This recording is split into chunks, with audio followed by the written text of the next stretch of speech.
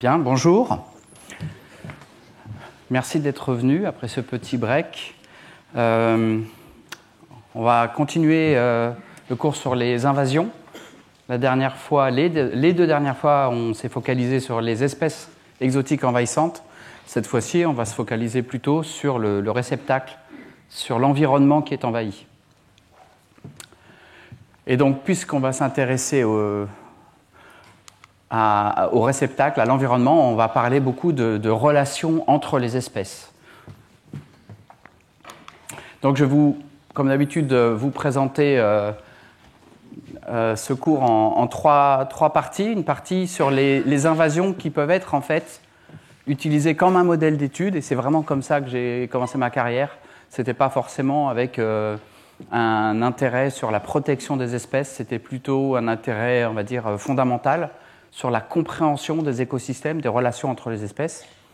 Et donc je prenais les invasions biologiques comme un modèle d'étude. Ensuite, on va utiliser les écosystèmes insulaires, les îles, comme modèle d'étude aussi. On va voir en quoi ça peut être vraiment riche d'enseignements pour d'autres types de modèles. Et puis on va se focaliser sur une île qui est en fait l'objet de ce cours, et sur laquelle je travaille depuis... j'ai commencé à travailler dessus il y a 25 ans. Mais d'abord, les invasions biologiques comme modèle d'étude. Pourquoi ? Parce que tout simplement, les introductions d'espèces dans un système, ça peut être vu comme une espèce d'expérience naturelle d'addition d'espèces dans un réseau trophique. Et de la même manière, l'élimination d'espèces introduites, quand on fait du contrôle, de la gestion de ces espèces, ça peut être vu comme une expérience grandeur nature de soustraction d'une espèce d'un réseau trophique. C'est une manière de voir le système.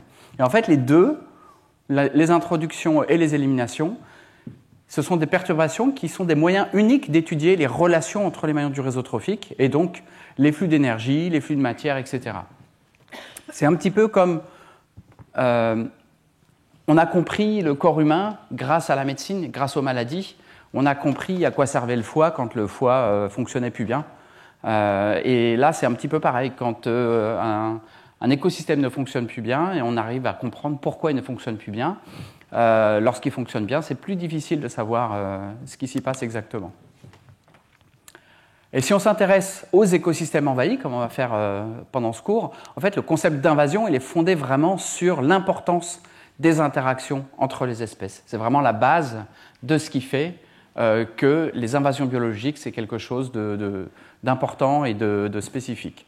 Les interactions interspécifiques entre les espèces exotiques envahissantes et les espèces natives, mais aussi les interactions interspécifiques entre les différentes espèces exotiques envahissantes qui sont présentes dans l'écosystème. Vous vous rappelez, sur les fourmis, on a vu qu'il pouvait y avoir plusieurs espèces exotiques envahissantes qui arrivaient en même temps dans un écosystème. Et donc on va commencer cette première partie par ces effets interspécifiques, et en particulier les effets indirects.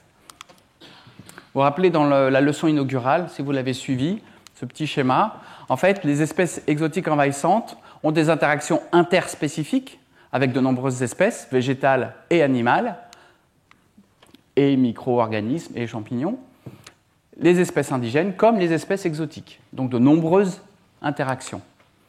Et les espèces exotiques auront donc des interactions aussi indirectes avec plusieurs de ces espèces, puisqu'elles ont de nombreuses interactions. Et en fait, l'écologie des communautés, qui est l'écologie de toutes les espèces qui interagissent dans un même habitat, ça nous apprend que les interactions indirectes peuvent être de puissants moteurs dans la dynamique des réseaux trophiques. C'est ce qu'on va voir aujourd'hui avec 3 types d'effets indirects que je vais vous présenter avec différents exemples. Des effets qui vont favoriser l'invasion, des effets qui, au contraire, enfin pas au contraire, mais un cran de plus, vont entraver le contrôle de ces invasions, et puis des effets indirects qui vont créer ce qu'on appelle des effets de surprise suite au contrôle des espèces exotiques envahissantes. Donc un premier exemple d'effet indirect qui favorise les invasions, un exemple simple. Je reviens à un exemple qu'on a vu déjà plusieurs fois dans les cours, la moule zébrée. La moule zébrée, en fait, c'est un organisme filtreur.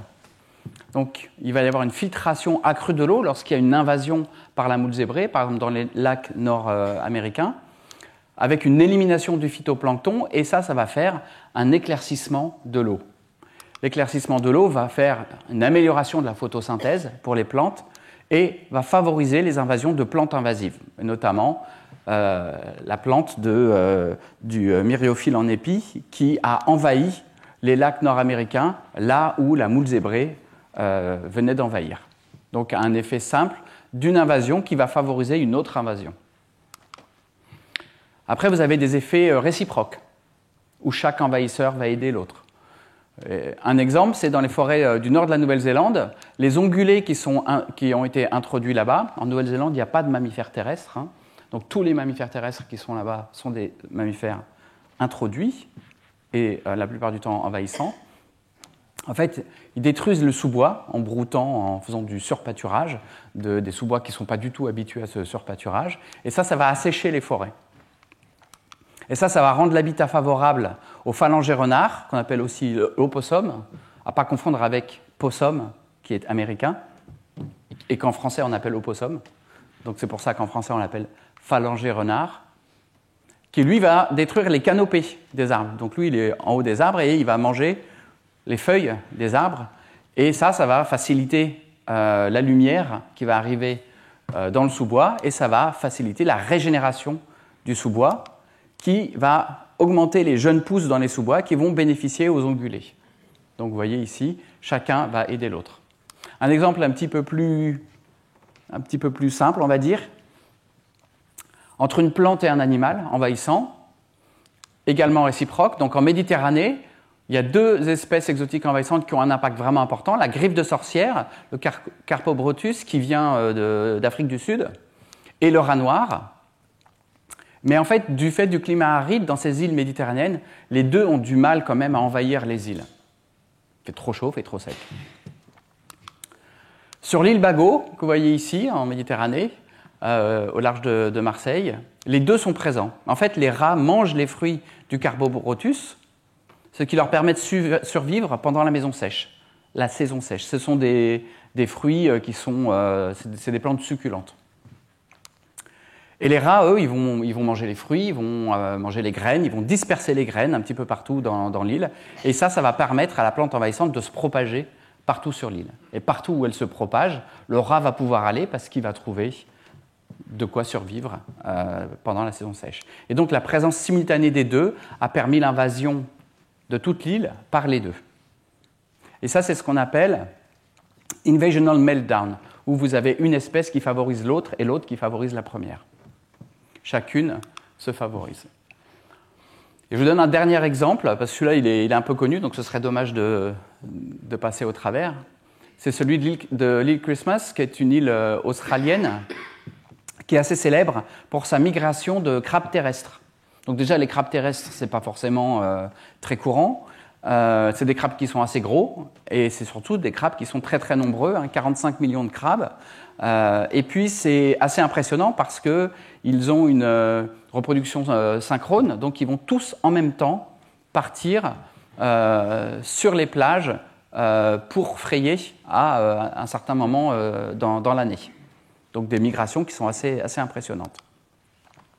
Et puis sur cette île, il y a la fourmi folle jaune, Anoplolepis gracilipes, qui veut dire au pied gracile, mais en fait on l'appelle la fourmi folle parce que elle a un comportement très très erratique de recherche, elle bouge dans tous les sens. Cette fourmi folle a envahi l'île et elle forme des supercolonies. Supercolonies, je vous en ai parlé assez brièvement la dernière fois. Ce sont des colonies, ce sont des fourmilières où dans les deux fourmilières, les individus n'ont pas de phéromones distinctes l'une de l'autre et donc se reconnaissent comme étant de la même fourmilière. Ce qui fait qu'elles n'ont pas de compétition intraspécifique. Elles ne se battent pas entre elles pour le territoire. Prenez une fourmi d'une fourmilière, vous la mettez sur l'autre fourmilière, elle a l'impression d'être à la maison. Donc il n'y a pas d'agressivité. Alors que dans les autres espèces qui ne font pas ces super colonies, ou dans ces espèces, quand elles font des super colonies, il y a des endroits où elles ne le font pas. Si vous prenez une ouvrière d'une fourmilière, vous la mettez sur une autre, elle se fait tout de suite tuer. Okay ? Donc les super colonies, des fois, elles peuvent être assez grandes. Elles peuvent couvrir des territoires énormes et ça fait une compétition par rapport aux autres espèces de fourmis locales qui est énorme, mais aussi au niveau de la prédation, c'est quelque chose de très important. Et en fait, ces super colonies, elles couvrent toute l'île, en tout cas des grandes parties de l'île, avec des densités énormes de 1000 fourmis par mètre carré. Vous imaginez un carré de 1 mètre de côté, 1000 fourmis dedans. Donc ça fait quelque chose qui est assez difficile pour la faune locale, et notamment pour les crabes, qui se font assaillir, qui se font asperger d'acide formique et qui meurent en fait de l'attaque de ces fourmis. Et donc en fait ces crabes disparaissent, ces millions de crabes disparaissent de l'île de Christmas. Donc là vous voyez ici un écosystème typique de l'île de Christmas. En fait ces crabes ils se nourrissent de feuilles mortes, c'est des détritivores. Et donc ils nettoient complètement le sol de ces forêts et ça fait des écosystèmes qui sont vraiment uniques, avec un écosystème tropical, mais avec un sol complètement nettoyé. Mais 1 an après l'invasion, en fait, si on regarde ce qui se passe lorsqu'il n'y a plus de crabes, en fait, la litière s'accumule. Ça va créer un tapis dense de feuilles sur le sol. Ça va permettre aux semis, aux jeunes pousses de prendre racine, de pousser, et en quelques mois, on va avoir des bosquets. Et puis on va avoir des tunnels de terre qui vont être complètement effondrés, bouchés par toutes ces plantes, puisque les crabes ne sont plus là pour les entretenir. Et ça enlève des habitats pour d'autres espèces. Et puis d'habitude, les crabes labourent le sol. Là, le sol va être très compacté. Donc vous voyez comment on passe assez rapidement à un écosystème complètement différent du fait de cette invasion. Mais en fait, les fourmis folles jaunes, donc j'ai dit, elles forment des super colonies. Les super colonies, ça peut être des fois énorme. Alors celle de Christmas Island, elle est aussi grande que tout le 4e arrondissement de Paris. Donc le quartier du Marais, l'hôtel de ville, si vous ne connaissez pas. Donc vous voyez, ça c'est une colonie, une super colonie de fourmis. Mais ces super colonies, elles ne peuvent pas se former s'il n'y a pas un approvisionnement énorme et régulier en ressources, évidemment. Bon, il y a les crabes, mais pas que. En fait, elles ont bénéficié d'une autre invasion. C'est une cochenille lacigène, qui à partir de la sève des arbres qu'elle parasite va faire du miella, et ce miella est très énergétique. Et vous avez certainement vu déjà des fourmis sur des plantes qui sont là avec des cochenilles et qui en fait protègent les cochenilles des prédateurs. Donc les fourmis protègent les cochenilles des prédateurs, mais aussi, donc activement, mais aussi en nettoyant complètement tous les prédateurs. Donc ces cochenilles qu'on voit ici vont être libres de proliférer, et ça va faire 2 invasions, une invasion de cochenilles et une invasion de fourmis. Deuxième type d'effet indirect, les effets qui entravent le contrôle. Alors si on prend un exemple de proie exotique, de proie envahissante, donc par exemple les lapins, on mettait des lapins sur une île, en fait les lapins sont souvent adaptés à des prédateurs exotiques, par exemple des chats sur des îles. Ils sont adaptés de différentes manières, au niveau comportemental, au niveau dynamique des populations, c'est-à-dire qu'ils se reproduisent de manière à compenser les pertes dues à la prédation. C'est un type d'adaptation. Et donc ils vont supporter des niveaux de prédation assez importants, sans forcément en pâtir au niveau population. Et la présence de ces proies exotiques, donc de ces lapins, va en fait aider le prédateur exotique, le chat, à s'établir et à se répandre dans toute l'île. Si vous avez des zones, par exemple, où il n'y a pas par exemple, d'oiseaux marins, mais qu'il y a des lapins, alors les chats vont pouvoir aller dans ces zones. Mais cette présence va aussi empêcher le contrôle efficace des prédateurs exotiques, en compensant les mortalités. Donc si vous éliminez par exemple les chats sur une île, mais qu'en même temps ils sont bien nourris parce qu'il y a des lapins, ben, ils vont continuer à se reproduire, et c'est un peu comme si vous enlevez la bonde de votre baignoire, mais en même temps vous laissez le robinet ouvert. Votre baignoire ne va pas se vider très vite. Et donc en fait les proies exotiques doivent être éliminées en même temps que leurs prédateurs, sinon le contrôle des prédateurs va probablement échouer. C'est des choses qui ont été vues dans le passé. Et puis le troisième type d'effet indirect, c'est ce qu'on appelle les effets de surprise. Les effets de surprise qui sont dus au contrôle d'une espèce exotique envahissante.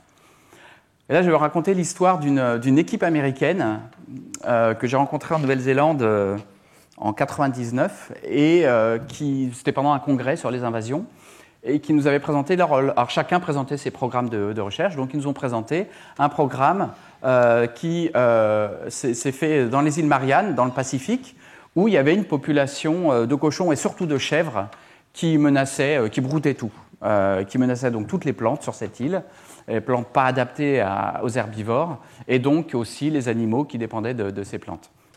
Alors les conditions sont difficiles sur cette île, et donc ils ont misé surtout sur l'efficacité avec une étude préalable très courte. Et quand je dis que les conditions sont difficiles, vous pouvez imaginer ici, c'est vraiment une île un peu complexe pour faire de la gestion. Alors vous me direz, en fait il suffit de s'installer ici et puis d'éliminer les chèvres ici parce qu'il n'y a pas besoin d'aller les chercher là, ça fait moins d'îles.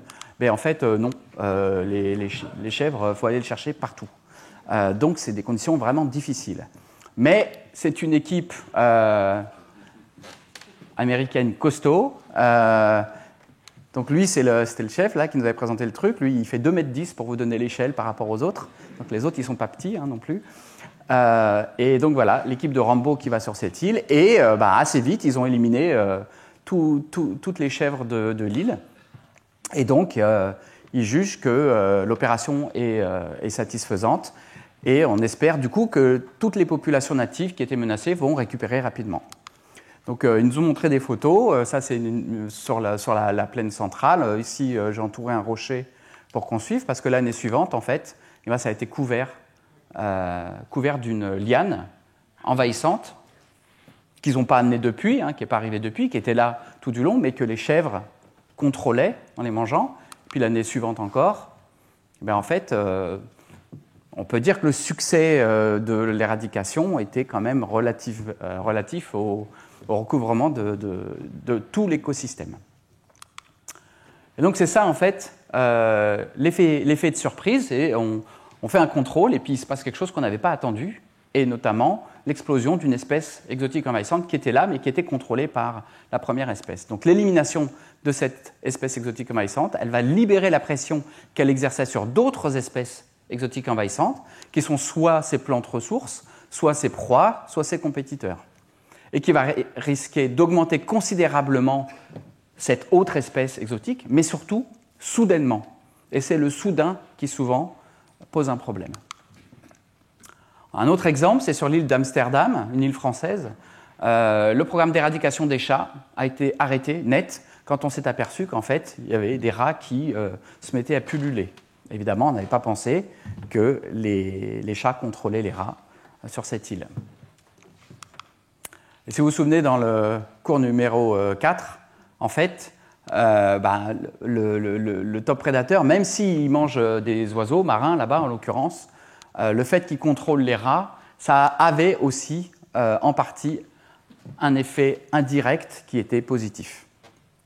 Alors vous me direz, il faut éliminer les rats aussi, et c'est ce qui s'est passé sur l'île des oiseaux, donc on a éliminé les rats aussi, et là ça a induit une explosion des populations de fourmis introduites qu'on n'avait pas vues jusqu'ici et qui étaient contrôlées par les rats, qui mangeaient les larves et le couvain des fourmis. Bien, alors qu'est-ce que ça veut dire ça ? Ça veut dire qu'il faut anticiper les effets de surprise potentiels avant de faire un contrôle sur une île, et donc ça veut dire qu'il faut faire déjà un inventaire des espèces exotiques envahissantes qui sont sur cette île, parce que souvent on voit celles qui posent le plus de dommages. Ça ne veut pas dire qu'il n'y en a pas d'autres qui ne sont pas maintenues à une faible densité par ces espèces-là. Et puis après, il faut regarder quelles sont les relations interspécifiques, directes et indirectes, entre cette espèce cible et les autres espèces. Et puis une fois qu'on a ça, il faut essayer de prévoir l'impact potentiel que va avoir l'élimination de notre espèce cible pour les espèces indigènes comme pour les autres espèces exotiques envahissantes. Et ça nous mène à notre deuxième partie, parce que ça peut se faire que dans des écosystèmes simplifiés. On ne peut pas faire ça forcément dans des écosystèmes qui sont vraiment complexes et qui sont très riches. Et donc les écosystèmes insulaires, pour ça, c'est quelque chose d'assez utile. Ça a beaucoup d'avantages. Ça a des communautés végétales et animales qui sont peu diversifiées, en général. Une surface qui est finie et qui est limitée, en général, sauf si on va en Australie, mais on peut trouver des écosystèmes qui ont une surface vraiment très limitée. Des réseaux trophiques qui sont peu complexes et qui sont non redondants, avec peu d'espèces qui remplissent le même rôle. On a un éventail important de conditions différentes. Il y a plein d'îles, en fait. Et comme il y a plein d'îles, eh ben, il y a plein de possibilités. Et puis, comme il y a plein d'îles et qu'il y a plein de possibilités, ben, souvent, on peut avoir des réplicas en prenant plusieurs îles qui ont les mêmes caractéristiques. Et puis, on peut même avoir des contrôles dans des archipels où vous avez une île qui est envahie et puis l'autre île à côté qui a donc à peu près le même écosystème, le même climat, mais qui n'est pas envahie et qui nous permet d'avoir un espèce de contrôle naturel. Et puis, si vous vous souvenez il y a quelques semaines, il y a 15 jours, on a eu un séminaire qui nous a expliqué que les îles, les écosystèmes insulaires, sont aussi le siège d'une biodiversité qui est unique, 15% des espèces terrestres, mais pourtant près de 90% de toutes les espèces endémiques sur Terre, c'est-à-dire des espèces qui se trouvent à un seul endroit sur Terre. Une biodiversité unique, mais une biodiversité très menacée, avec 80% des extinctions récentes, dont la moitié qui est due aux invasions biologiques. Donc pour ça aussi, les écosystèmes insulaires, ce sont des systèmes intéressants, voire importants d'études. Et donc, on a une nécessité d'éliminer ces espèces exotiques envahissantes pour restaurer ces écosystèmes et donc protéger cette biodiversité qui est unique, souvent endémique et particulièrement menacée. Donc, pour vous donner un exemple, ici, c'est une synthèse assez récente de tous les programmes d'éradication qui ont été conduits dans des îles, dans des écosystèmes insulaires. Et vous voyez qu'il y a vraiment énormément de choses qui sont faites en conservation pour protéger la biodiversité insulaire. Et une autre synthèse qui nous montre les bénéfices pour la biodiversité, donc là, qui ont regardé ce qui s'était passé grâce à l'éradication d'espèces exotiques envahissantes dans ces îles. Et vous voyez qu'en fait, il y a aussi énormément d'études qui ont démontré un bénéfice sur la biodiversité suite à un programme de contrôle d'une espèce exotique envahissante dans une île. Mais en fait, comme on l'a vu avec les îles Mariannes, le succès, ça ne va pas seulement se mesurer en termes de disparition totale de l'espèce exotique envahissante, même si c'est évidemment un critère important. Il faut aussi que l'écosystème retourne vers son état initial, si possible, et ça, c'est vraiment pas systématique. Les problèmes que j'ai soulignés sont arrivés en fait de manière assez fréquente dans l'histoire des contrôles des invasions dans les îles. Et donc, si on veut utiliser des écosystèmes insulaires comme site d'étude pour ce genre de travaux, il va falloir avoir un choix avec des critères qui sont importants, comme par exemple un site simple, donc de taille très réduite, si possible avec un relief plat, sans strates arborées, donc un écosystème le plus simple possible, un site qui est peu perturbé, donc qui est perturbé uniquement par les invasions. Ça veut dire qu'il ne faut pas qu'il soit habité, et puis il faut qu'il soit assez peu accessible pour pas qu'il soit visité souvent. Sinon, il va y avoir plusieurs types d'impacts et ça va être compliqué de distinguer les uns des autres. Il faut qu'il y ait évidemment un site à problématique de conservation, ça veut dire qu'il faut qu'il y ait une riche valeur de biodiversité sur cette île. Si vous avez une île déserte avec absolument rien dessus, même si vous avez une invasion, c'est moins intéressant. Il faut, si possible, qu'il y ait une seule espèce introduite. Ça va nous éviter de compliquer un peu toutes les choses. Et puis, si possible, un site avec un contrôle possible, donc avec des îles qui sont proches, mais où il n'y a pas cette espèce introduite. Et il se trouve qu'en 2000, j'ai été contacté par une association de sauvegarde de la nature néo-calédonienne qui m'a parlé d'une petite île isolée où il y avait une invasion de rats noirs. Et cette île était le berceau de nombreuses populations d'oiseaux marins nicheurs, donc qui se reproduisaient sur cette île. Une espèce d'oiseau aptère, endémique, le râle ticlin, qui est endémique de la région. Et une crainte d'impact important sur ces espèces, et notamment la disparition locale du râle, parce que ils en voyaient de moins en moins, et puis au fil des années, les dernières années, ils n'en voyaient plus. La dernière année, en fait, quand ils m'ont contacté, ils n'en voyaient plus. Et puis tous les ans, ils essayaient d'éradiquer les rats, ils mettaient des appâts empoisonnés sur la plage, mais quand ils revenaient, il y avait encore plein de rats. Donc ils m'ont demandé si je ne pouvais pas éradiquer les rats de cette île. Et si vous vous souvenez bien du cours numéro 4, je vous expliquais que les rats, c'était vraiment problématique pour de nombreux pans de la biodiversité, notamment la biodiversité insulaire, qui n'est pas adaptée à cette prédation terrestre. Et leur île, en fait, ça ne s'invente pas, elle s'appelle l'île de la surprise. Donc, comme je travaillais sur l'effet surprise, je me suis dit, c'est un signe. C'est une île qui fait partie de l'atoll d'Entrecasteaux, qui est en Nouvelle-Calédonie, qui est en fait à 200 km au nord de la pointe nord de la Grande Terre. Et donc, si on part de Nouméa, c'est vraiment très très loin. Donc, c'est isolé. Et si vous vous rappelez ce que je vous ai dit des critères, en fait, c'est tout ce qu'il faut. Parfait. Elle est simple, peu perturbée, parce que isolée, pas habitée, problématique de conservation importante. Il y a juste le rat. Vous voyez que c'est plat, c'est petit, c'est parfait.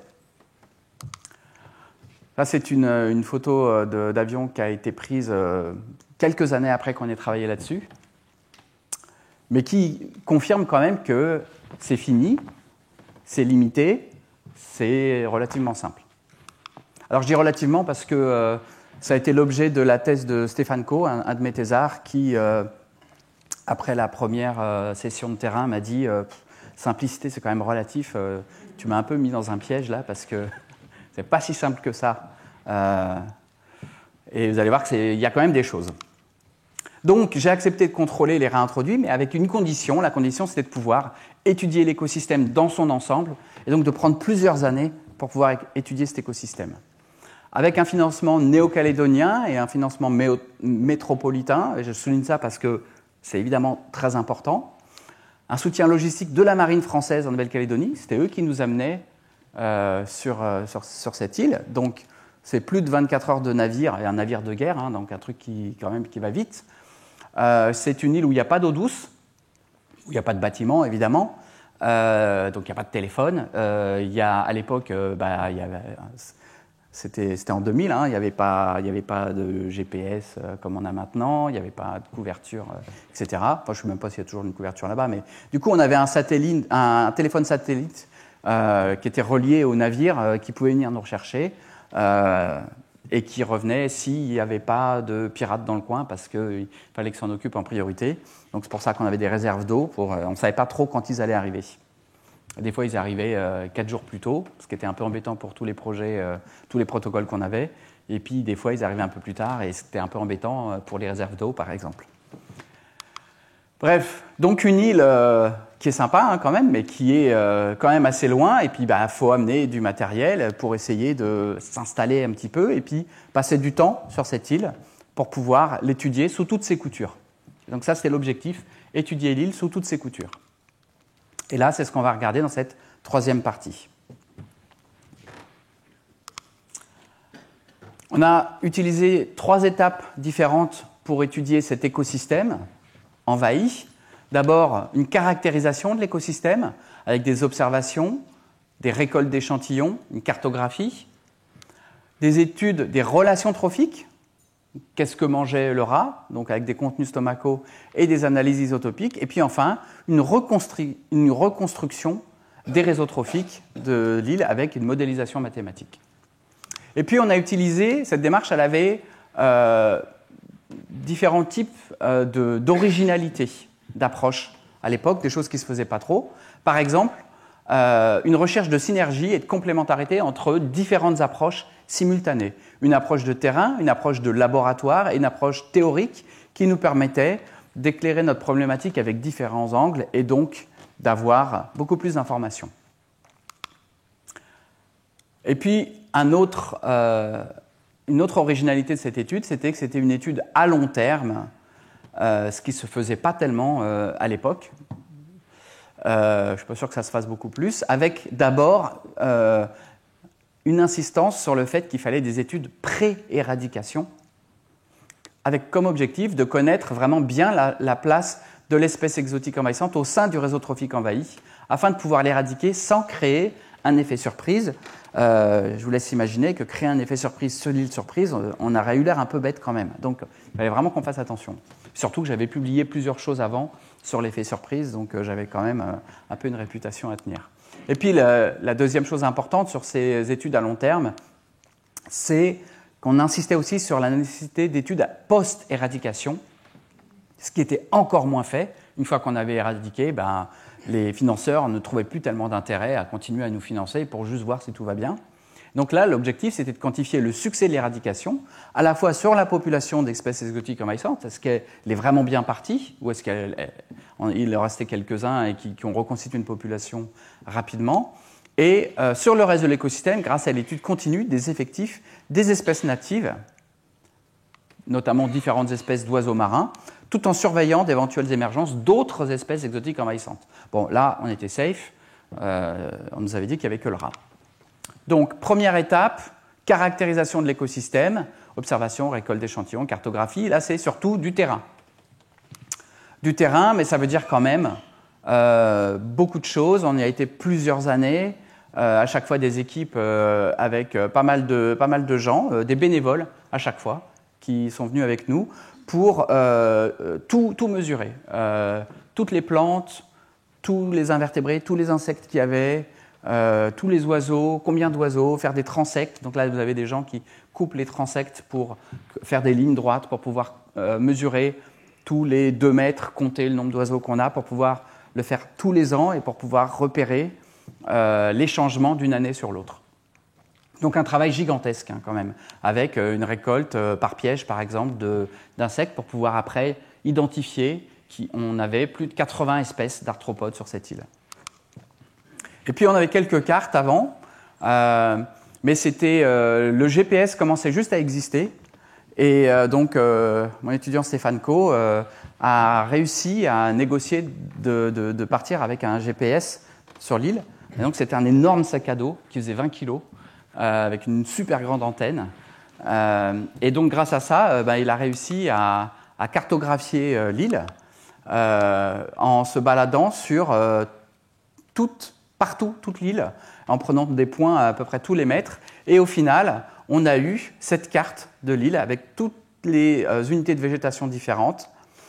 Et puis, quelques années plus tard, en fait, une année après, il y a un hélicoptère qui est passé au-dessus, qui nous a pris une photo et qui nous... Bon, si on voit le verre à moitié plein, on va dire que ça nous a permis de voir qu'on avait tout bon. Et puis, en faisant ça, en fait, on a trouvé une petite population de souris sur l'île que personne n'avait vue jusqu'à maintenant. Et pourtant, il y avait eu beaucoup de passages de naturalistes sur cette île. Il y avait une petite population de souris, toute petite, très localisée. Et puis, on a fait aussi une étude des relations trophiques. Donc ça, c'était en laboratoire. On a capturé des rats, on a appris leur contenu stomacal. Et on a regardé dans ce contenu stomacal ce qu'il y avait. Et aussi dans les fesses qu'on trouvait.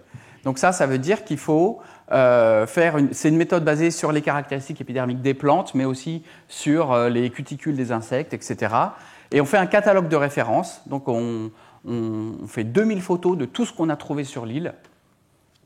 Et puis on arrive, donc ça c'est 2 plantes par exemple, 2 morceaux de plantes. Et donc après, dans les fesses et dans les contenus stomacaux, on va tout passer au peigne fin pour essayer de voir si on trouve des choses qui sont dans ce catalogue de références. Et donc, on va pouvoir, comme ça, voir exactement ce que mangent nos rats.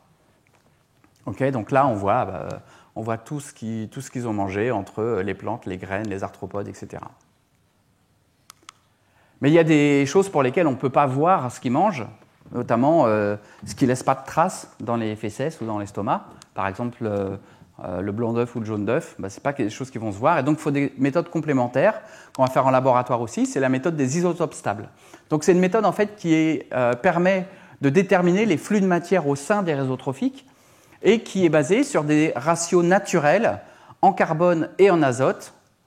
Et on sait que les isotopes réagissent différemment au processus biochimique et que donc ces ratios, C13, C12 et N15, N14, ils vont évoluer dans notre écosystème en fonction de différents processus biochimiques.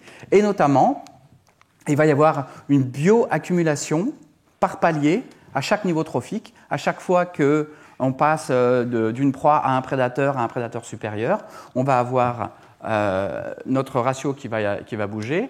notre ratio et l'autre ratio, en fait, lui, il est plus important par rapport aux caractéristiques de l'écosystème à l'entrée du réseau trophique, par exemple marin ou terrestre, ou des plantes, différents types de plantes.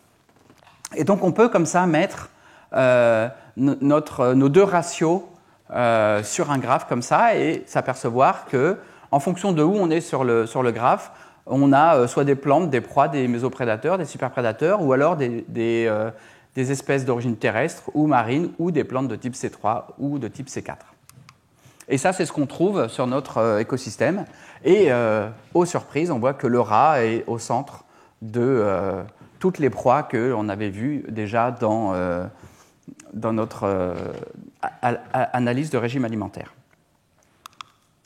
Et donc, ça nous permet comme ça de reconstituer notre réseau trophique et de voir un petit peu tout ce qu'on avait trouvé sur l'île, les liens avec les différentes espèces. Tout sauf les reptiles marins. On n'avait pas trouvé de lien avec les reptiles marins. Il n'y a pas d'évidence dans la littérature que les rats peuvent avoir un impact direct sur les reptiles marins. Et je me suis posé la question. Et en fait, quand on y allait, c'était toujours en novembre, là où il y avait beaucoup d'œufs et d'oisillons. Mais en février, par exemple, il n'y a pas d'œufs et d'oisillons. Et donc, on se demandait ce que mangeaient les rats. Or, il se trouve que ça, c'est la période de ponte des tortues marines. Et donc, j'ai monté une expédition un petit peu particulière, parce que c'est une expédition qui a duré très peu de temps. On a passé 24 heures sur l'île. On a passé presque 48 heures de voyage, 36 heures d'avion. Ensuite, on a passé presque 40 heures de navire après le retour pour 24 heures. Donc, il ne fallait pas se planter. Donc, j'avais calculé de manière à ce que ce soit la pleine lune de la période d'émergence des tortues normalement, enfin en tout cas en comptant le nombre de semaines après les périodes de ponte, en comptant la température qu'il avait fait, le taux de maturation des œufs, etc. Donc c'était là où je pensais qu'il pourrait y avoir des émergences de tortues. Et effectivement, succès de la mission parce qu'on a fait la première observation de prédation de rats sur les émergents de tortues marines. En fait, si on regarde où étaient les rats tous les ans, ils étaient un petit peu partout, mais lorsqu'on a regardé en février, ils n'étaient plus du tout sur l'intérieur de l'île, ils étaient tous sur la plage.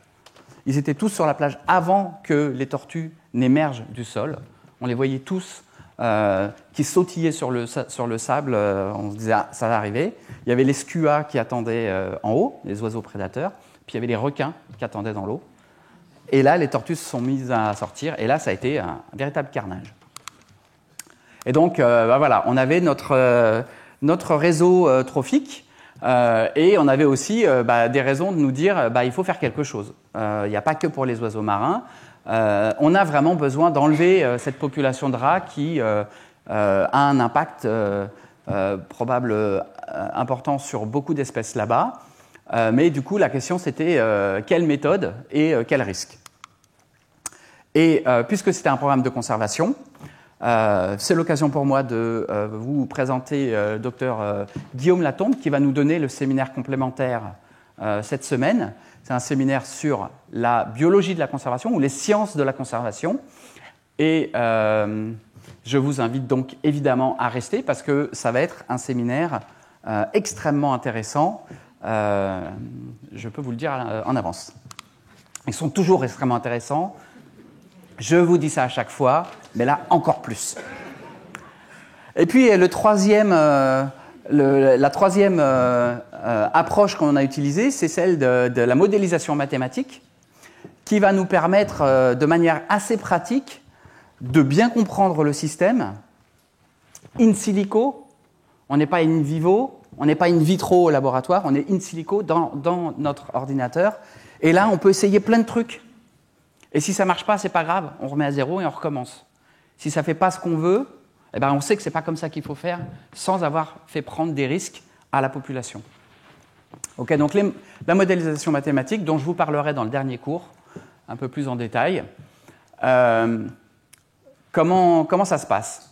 On a des régimes alimentaires. Oui, alors non. La modélisation mathématique, en fait, je vais l'utiliser parce que, comme je vous ai dit tout à l'heure, on a trouvé une petite population de souris. Alors oui, c'est une toute petite population, c'est des souris, c'est plus petit que les rats. Elle est très isolée, elle était au niveau d'une palmeraie. Enfin, vraiment, il n'y a pas de quoi fouetter un rat. Mais en fait, les régimes alimentaires sont similaires. Il y a une compétition probable pour l'eau des plantes parce qu'il n'y a pas d'eau douce sur cette île. On sait déjà dans la littérature que lorsqu'il y a des rats et des souris, c'est les rats qui sont les compétiteurs supérieurs. Donc, on a cette compétitivité supérieure. Et donc, il faut qu'on évite une explosion de souris qui serait liée à la suppression de ces rats qui contrôlent peut-être cette population de souris. Et ça, on va pouvoir le voir peut-être avec un modèle mathématique. Donc pour ça, en fait, on a des données qui sont issues des isotopes stables, on a des données qui sont complétées par les analyses de contenus stomacaux et intestinaux. Ça, c'est utilisé pour estimer des coefficients de compétition et ou de prédation sur les différents composants de notre écosystème dans notre modèle, de notre écosystème virtuel. On les utilise donc pour mimer une dynamique des espèces en interaction dans ce réseau tropique simplifié. Et puis, ça va nous permettre de comprendre le système et ou de prédire ses tendances, y compris lorsqu'on essaye d'enlever le compétiteur supérieur. Alors, je vais vous mettre quelques équations. J'ai fermé les portes à double tour, donc vous êtes coincés. Mais ça va quand même rester simple. Ça, c'est une équation relativement simple. Ce petit signe-là, ça veut dire c'est la variation de n sur le temps, et n, c'est l'effectif. Donc, on suit l'effectif de notre population sur le temps, et on la met sur ce graphe. Ici, c'est le temps, ici, c'est l'effectif. Okay, le modèle le plus simple, c'est le taux de croissance fois n. Donc, chaque année, on a le taux de croissance, les natalités moins les mortalités, fois le nombre d'individus, et donc, on a une croissance exponentielle. Ça, c'est plutôt pas mal pour les premiers stades d'une population, de la naissance d'une population, mais ce n'est pas réaliste parce que une population, elle ne peut pas croître de manière infinie sur un système fini, comme on fait sur la Terre en ce moment avec les humains. Et donc, on fait une petite correction à ce modèle pour pouvoir apporter un peu plus de réalisme. On va multiplier par n sur k. Le rapport n sur k, alors n, c'est toujours l'effectif de l'année en cours, et K, c'est la capacité limite du milieu. C'est le maximum que le système peut contenir d'individus de notre espèce N. Ça veut dire qu'au départ, on commence par une croissance exponentielle, mais on a un point d'inflexion ici, et au fur et à mesure qu'on se rapproche de K, en fait, on va croître de moins en moins rapidement. Il se peut des fois qu'on dépasse K, mais dans ce cas-là, on va se retrouver avec un taux de croissance négatif, et donc on va retomber à K. Okay, donc on peut dépasser, mais à ce moment-là, on va se retrouver après à K. Chaque fois qu'on est en dessous, on remonte, chaque fois qu'on est au-dessus, on redescend. Donc cette équation, c'est une équation hyper simple, avec juste deux paramètres, le taux de croissance et la capacité limite du milieu, et c'est ça qu'on va utiliser tout du long. Une équation vraiment simple. Sauf que des fois, on a deux espèces, c'est pas grave, elles vont chacune avoir cette équation-là, et puis on va prendre un taux entre les deux qu'on va rajouter, qui va être soit un taux de prédation de l'une sur l'autre, soit un taux de compétition de l'une avec l'autre. Okay, et par exemple, dans notre île surprise, nous avons notre rat ici, compétiteur supérieur, et nous avons notre souris, notre compétiteur inférieur. Ils sont en compétition les deux. Et donc ça va nous donner deux équations qui sont à peu près comme ça. Une pour la souris en orange, une pour le rat en rouge. Sauf qu'on a rajouté ces deux paramètres qui sont des paramètres de compétition. Okay, sur la souris, on a alpha fois le rat, et sur le rat, on a alpha 1 alpha, ça c'est le deuxième alpha, fois de la souris. Plus il y a de compétiteurs de l'autre, et plus ça nous embête. D'accord ? Donc, je ne vais pas plus en détail dans l'équation, vous avez juste besoin de voir ces choses-là. Les seules choses qu'on a pris en compte ici, c'est les taux de croissance de nos deux espèces, les capacités limites de nos deux espèces, et les taux de compétition de nos deux espèces.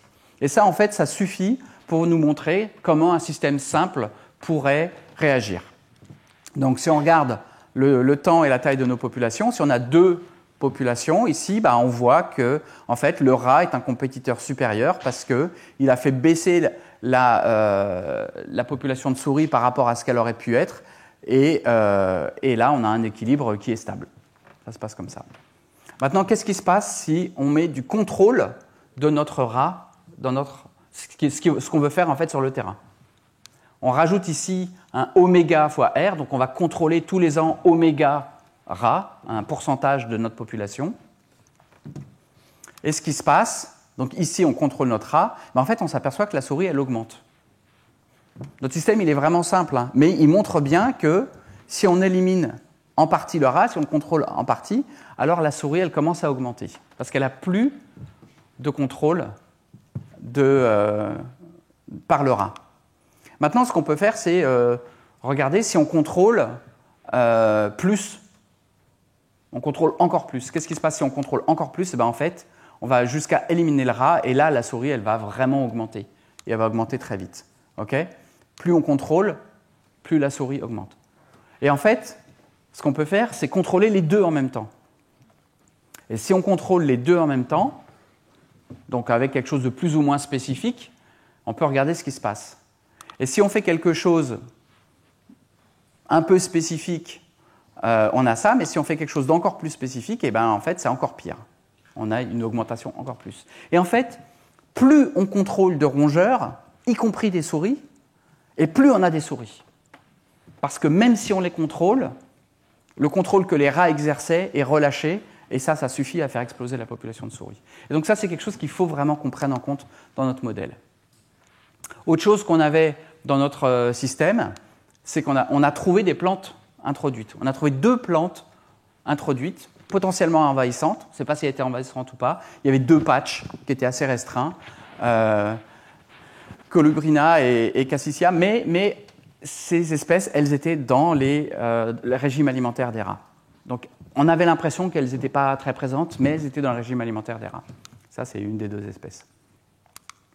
Et donc, on s'est dit que peut-être que si on supprime les rats, on pourrait déclencher une invasion de l'une de ces 2 espèces ou des 2 espèces si leur progression avait été contrôlée par les rats.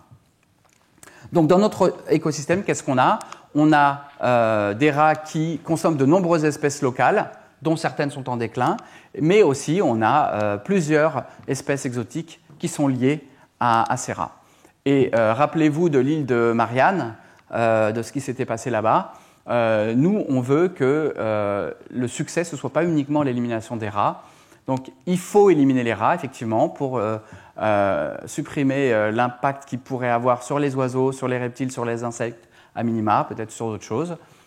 Mais donc, il faut planifier avec attention, parce qu'il faut aussi éliminer simultanément les rats. Et évidemment, il faudrait aussi éliminer les plantes exotiques. Donc ça nous a fait revoir complètement notre stratégie d'élimination des souris et des rats. Enfin, d'élimination des rats qu'on voulait faire au départ. Une fois qu'on a éliminé les rats, on a fait une analyse globale suivi de toutes les populations d'oiseaux, et on l'a continué dans le temps. Donc cette élimination, on l'a faite en 2005, et on a continué pendant 20 ans. Alors pas tous les ans cette fois-ci, parce que évidemment tous les financements se sont rétractés. On n'a pas eu de nouveaux financements parce que ce n'était pas tellement intéressant d'aller regarder des choses qui normalement devaient se passer bien. Mais on a quand même réussi, donc, pendant plus de 20 ans, avant et après l'éradication des rongeurs, de suivre toutes nos populations d'oiseaux. Et c'est un papier qui vient d'être publié, qui a été publié l'année dernière, et qui d'ailleurs a reçu le Rising Star Award de la meilleure étude dans ce journal, fait par Martin Philippe Le Saffre, qui a fait son stage de master pour analyser ces populations d'oiseaux pendant toutes ces années. Et ici, on a Stéphane Coe, qui est l'artisan principal de cette étude, puisqu'il a fait les 3 premières années d'études et l'éradication des rats. Donc, ce qui était intéressant, et ce pourquoi on a eu ce prix, c'est que c'était une étude originale parce qu'elle était avant et après l'éradication, parce qu'elle était pendant plus de 20 ans, et parce qu'elle était sur l'ensemble de l'écosystème, qui était un écosystème suffisamment simple pour pouvoir être étudié dans son ensemble. Et ce que ça montre, c'est que les comptages avant et après éradication, sur le long terme, vont nous permettre de quantifier les effets d'éradication des rongeurs et vont nous montrer aussi, alors donc ça c'est différentes espèces d'oiseaux marins, avant et après l'éradication. Et en fait, on voit que les taux de reproduction des oiseaux sont différents, la vitesse de recouvrement des populations sont différentes, mais que toutes semblent se reconstituer progressivement. Et qu'on a même des espèces, d'oiseaux nouvelles qui arrivent, qui avaient disparu de l'île. Donc ici, si on prend la chronologie, on avait les premiers suivis qui n'avaient pas été faits par nous en 95-96, notamment par une équipe de Chizé, de Vincent Bretagnol, qui nous a permis d'avoir une base avant qu'on arrive. On avait une phase d'études pré-éradication, puis une éradication avec une phase de suivi à cœur annuellement, tous les ans. Et puis après, une phase où on étudiait de manière un peu plus espacée dans le temps, mais où on s'aperçoit que l'île redevient attractive pour des oiseaux des autres îles. Il y a une augmentation du succès reproducteur et on a une transformation de l'habitat qui va être aussi intéressant, qui va attirer d'autres espèces et qui va faire que les espèces d'oiseaux vont recouvrir, alors à différents rythmes, différentes vitesses, mais vont se reconstituer. Donc en conclusion, les invasions peuvent être éliminées, on y arrive, ça marche, il y a des centaines de programmes d'éradication, notamment dans les îles. C'est en général un bénéfice démontré pour la biodiversité locale, et dans les îles c'est souvent une biodiversité endémique, unique. Ça va nécessiter une planification méticuleuse si on veut qu'on ait réellement un succès, avec des études approfondies pour éviter des effets de surprise qu'on a retrouvés dans beaucoup de systèmes.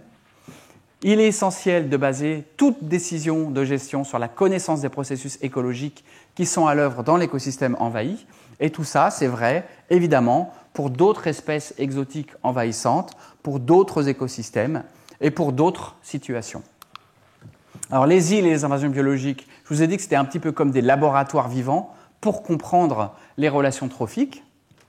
C'est important d'avoir des combinaisons d'approches pour pouvoir vraiment avoir des complémentarités et des synergies entre elles. Et puis, ces études, elles nous permettent à la fois d'avoir des études d'écologie fondamentale et des études d'écologie appliquée, donc de sciences de la conservation que vous allez voir tout à l'heure. Donc ça, c'est une des équipes sur l'île, bien épuisée en attendant la marine qui vient les rechercher. Et puis juste pour terminer, un petit film qui va vous montrer comment c'est maintenant, 20 ans après.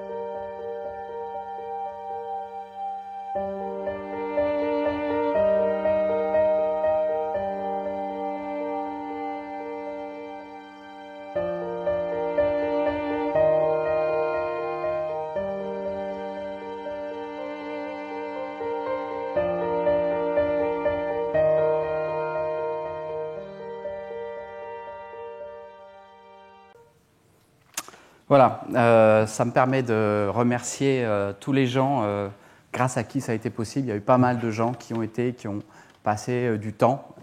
C'est une île classée conditions extrêmes, même si ça a l'air paradisiaque comme ça. Donc merci à eux. Pour terminer, on a planifié pour restaurer cet écosystème envahi. On a passé du temps pour le faire. Mais évidemment, et ça je vous l'avais montré déjà à plusieurs cours avant, c'est toujours plus efficace d'être proactif et d'empêcher les invasions avant qu'elles n'arrivent. Ça nous aurait évité de faire 25 ans d'études, de dépenser de l'argent, du temps, etc. Mais alors comment est-ce qu'on peut faire pour prédire ce qui n'existe pas encore dans des situations aussi complexes que l'écologie? Et surtout, qui dit prédire, dit changement climatique. Et qui dit changement climatique, dit qu'il faut évidemment prendre en compte tout ça dans notre prédiction. Et donc on va voir la semaine prochaine comment les changements climatiques vont affecter les invasions biologiques et entre autres pourquoi tout ce programme qu'on a fait là sur l'île Surprise, en fait ça ne sert à rien à cause du changement climatique. Mais avant ça, nous allons avoir un séminaire donc sur la science des invasions, comme toujours, mais cette fois-ci, les sciences de la conservation, de Dr Guillaume Latombe, qui va nous présenter ses travaux. On a 5 minutes de questions, puis après on aura 15 minutes de pause avant d'avoir ce séminaire, pour lequel je vous demande de rester. Et puis ça, c'est les personnes de mon équipe qui ont participé à ce projet, soit sur place, soit au laboratoire, soit en modélisation. Mais je crois que tous ont été, à part Martin, tous ont été sur l'île. Et puis, merci évidemment, encore une fois, à tous les bénévoles qui sont venus sur l'île, aux militaires qui nous y ont amenés et qui ne nous y ont pas laissés. Et puis, merci à vous pour votre attention.